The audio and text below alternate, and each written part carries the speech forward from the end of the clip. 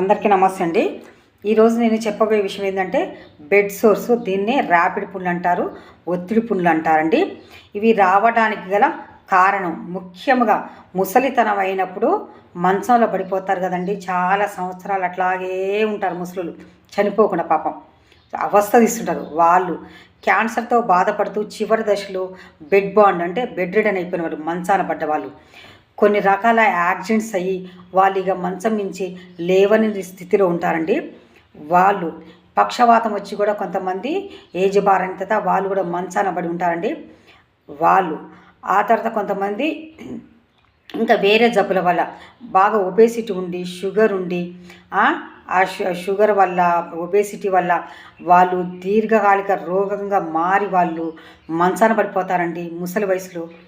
వాళ్ళు ఏది ఏమైనా కూడా మొత్తానికి మంచం మీద పడి లేవలేని పరిస్థితి, కదలలేని పరిస్థితి ఉన్న వాళ్ళకి ఈ ర్యాపిడ్ పుండ్లు, బెడ్ సోర్సు అంటారండి. లేదంటే డెబిటిక్ అల్సర్స్ అంటారన్నమాట. వీటిని ఇవి వచ్చే అవకాశం చాలా ఎక్కువగా ఉందండి. ఎందుకంటే పేషెంట్ ఇలాగే పడుకుంటాడు, అసలు రైట్ సైడ్ కానీ లెఫ్ట్ సైడ్ మళ్ళడానికి లేదు. మనము చేంజ్ చేస్తే తప్ప పొజిషను, స్థానాన్ని మనం మారిస్తే తప్ప వాళ్ళు మార్చుకోలేని స్థితిలో ఉంటారు కదండి. అందుకు వాళ్ళకి ముఖ్యంగా ఎక్కడెక్కడ వస్తాయంటే ఈ రెండు మెడలు ఉన్నాయి కదండి. ఈ మెడలకి రెండింటికి మధ్యన, ఇక్కడ రెండు షోల్డర్స్కి మధ్యన ఉన్న ఈ బోన్స్ ఇక్కడ కొంచెం కండలాగా ఉంటుంది కదా, అక్కడ ఒత్తిడి పట్టం వస్తుంది. అట్లాగే ఇక్కడ తల, చిన్న మెదడు అంటాం కదండి, ఆక్స్పుట్, ఇగో ఈ ప్లేస్లో కూడా ఒత్తిడి తగ్గుతుంది. అలాగే సేక్రం, ఈ రెండు పెరుగుదలు ఉంటాయి కదండి బటక్స్, వాటికి మధ్య సేక్రం అంటే ఒక బోన్ ఉంటుంది వెడల్పుగా, అక్కడ కూడా మాంసం ఎక్కువ ఉండి ఒత్తిడి తగ్గుతుంది. అక్కడ కోకిక్స్ అని ఉంటుందండి, చిన్న దాన్ని తోక అంటారు, తోక ఎముక అంటారు, లేదంటే టెయిల్ అంటారు, తోక. అగో ఆ ప్లేస్లో పడుకోబెట్టినప్పుడు, లేదంటే యాంకిల్స్ అంటాం కదండి, ఈ మన కాళ్ళకి వెనక మడిమలు ఉంటాయి కానీ ఆ మడిమల దగ్గర, కొంతమందికి బటక్స్ హెవీ వెయిట్ ఉంటారు కదండి, వాళ్ళకి ఆ బటక్స్ దగ్గర, ఇవన్నీ ప్లేస్లలో కూడా రావడానికి మెయిన్ కారణం ఏంటంటే ఈ ఒత్తిడి పుండ్లు, ర్యాపిడ్ పుండ్లు. పేషెంటు మొత్తానికి బెడ్ బాండ్ అయిపోవటం అంటే మంచాన పడి కదలలేని స్థితిలో రావడానికి చాలా ఆస్కారం ఉందండి. మెయిన్ కదలలేకపోవటమే దీనికి పెద్ద సమస్య అండి.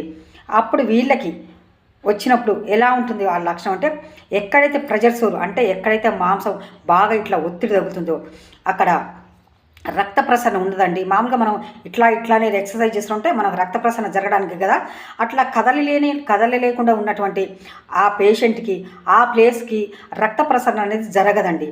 ఏ మాత్రం రక్త ప్రసరణ జరగకపోవటం వల్ల అక్కడ స్కిన్ అంతా కూడా పాడవడానికి మంచి ఛాన్స్ అనమాట. ఫస్ట్ కొంచెం ఆ స్కిన్ అనేది ఎరుపు రంగులో మారుతుందండి, రెడ్నెస్గా మారుతుంది, కొంచెం స్వెల్లింగు అంటే కొంచెం వాపు ఉంటుంది. ఆ తర్వాత కదలలేని స్థితికి వచ్చినప్పుడు నెమ్మదిగా ఆ స్కిన్ను కొంచెం నీలి రంగులో మారుతుందండి. నీలి రంగులో మారి ఆ తర్వాత నలుపు రంగులో మారుతుంది. నలుపు రంగులో మారి ఆ తర్వాత పుండు అవుతుంది. పుండవి ఆ తర్వాత మజిల్ మొత్తం కనిపిస్తుంది. ఆ తర్వాత మజిల్, ఆ తర్వాత ఎముకలు కూడా కనపడేటటువంటి సిమ్టమ్ ఉంటుందండి. అట్లా దాంతో కూడా నొప్పి కూడా ఉంటుందండి పేషెంట్కి. కొంతమందికి అసలు నొప్పి కూడా తెలియదండి, అది అట్లా పడుకొని ఈ కారణాలు, ఈ సిమ్టమ్ వల్ల పేషెంట్స్కి చాలా అనర్థాలు కలుగుతాయండి. దీన్నే first, second, third, fourth types of wound అని అంటారండి.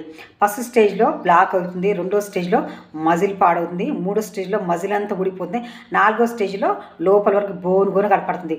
కొన్నిసార్లు పురుగులు కూడా పడి ఆ పేషెంట్కి చాలా అనర్థాన్ని కలిగించి దాని నుంచి దుర్వాసన రావటం, పేషెంట్స్ ఇబ్బంది పడటం, బాధపడటం జరుగుతుందండి.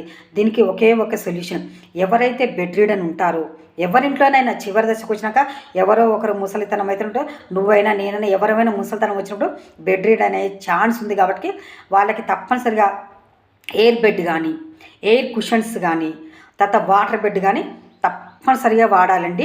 ఆ వాటర్ బెడ్, ఎయిర్ కుషన్స్ వాడటం వల్ల ఆ ప్రెజర్ అనేది దాని మీద పడినప్పుడు ఆ వాటర్ కిందికి మీదికి అవుతుంటాయండి.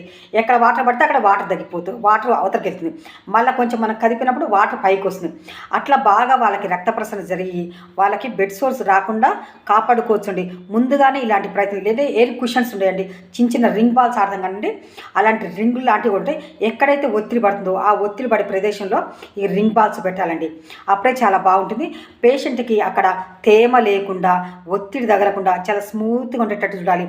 రోజు ఆ ప్లేస్ని క్లీన్ చేయాలి. యాంటీసెప్టిక్ లోషన్తో డ్రెస్సింగ్ పెట్టాలి. కొన్నిసార్లు డాక్టర్ గారు సలహా తీసుకొని మెడిసిన్ కూడా వాడాలండి. పేషెంట్ని ఆరోగ్యకరంగా ఉంచాలి.